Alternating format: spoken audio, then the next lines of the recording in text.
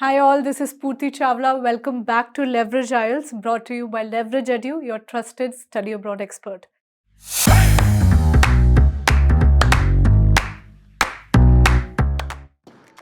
Today we'll learn how to talk about holidays and travel, learn different sentence structures, idioms and vocabulary that you can use in your IELTS speaking interview. Let's first start with the essential vocabulary, as holidays is a really common topic in IELTS speaking. The first one is a package holiday where everything is included in the price. Then we have an adventure holiday where you engage in challenging activities like trekking or camping. Then we have a cultural holiday where you learn about the history, traditions and the way of life of a particular culture. That's a good one.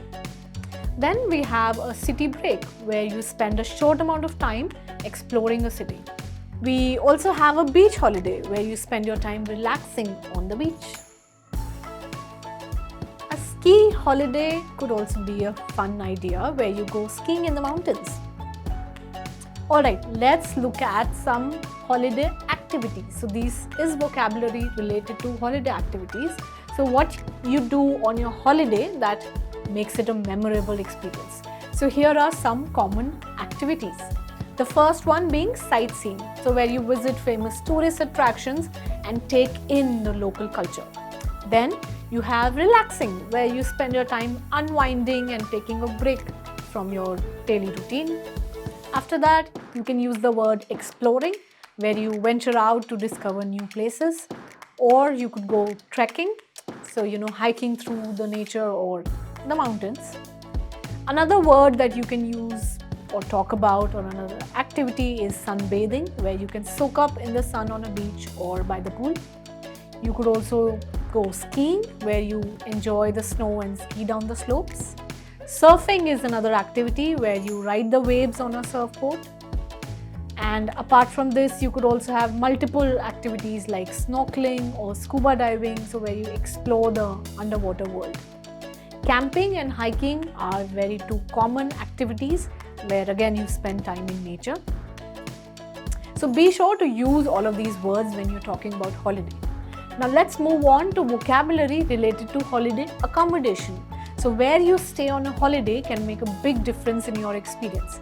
Here are some examples. Hotel, so that's a place where you take a room and often have access to different amenities like swimming pool or a restaurant or room service. Then you have a resort where you can stay in a luxurious setting and have access to many amenities like a spa or a golf course. Then there's a guest house where you stay in a small cozy accommodation that is often run by a family. You have a hostel then where you stay in a dormitory style rooms with other travelers that you might not know. Then you have a campsite where you stay in a tent or a caravan. You also could stay in a villa where you can rent this luxurious home with even far better amenities like a private pool or a garden or a butler. Then you have an Airbnb where you can rent a private room or an apartment from a local.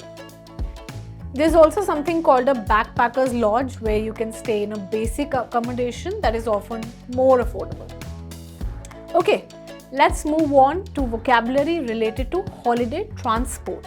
So how you get to your holiday destination can also make a huge difference in your experience. So here are some modes that you can use. The first one, most common, a plane, where you travel through the air to your destination, usually a far off place. You could also take a train where you travel on a railway track to go in between cities more often. Then there's a bus where you travel on a road with other passengers, or you could drive, so you use a car where you drive yourself to the destination. To smaller distances or to sightsee, you could use a bicycle, so you pedal your way to your destination.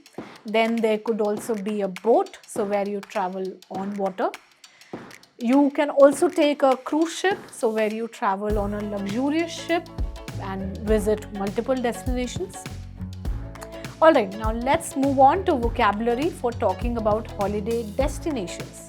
So when you talk about different holiday destinations, you can use words like tourist attraction, natural wonder, historical site, cultural site, theme park, wildlife sanctuary, beach resort, ski resort, national park.